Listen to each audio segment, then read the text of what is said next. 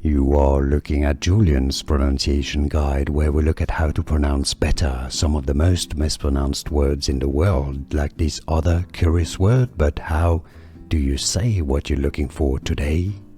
Let's learn how to pronounce the name of this Canadian tennis player.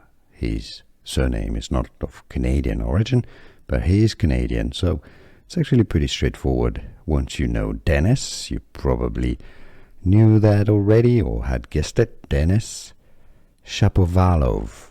That's how he pronounces it himself. Sha. Okay, so it's not cha, it's just sha because it's sh. Shapovalov. Shapovalov. Denis Shapovalov.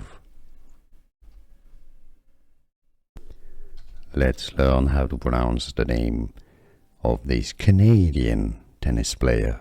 His surname is not of Canadian origin, but he is Canadian, so it's actually pretty straightforward. Once you know Denis, you probably knew that already or had guessed it. Denis Shapovalov.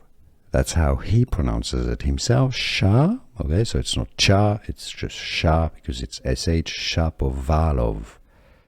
Shapovalov. Denis Shapovalov.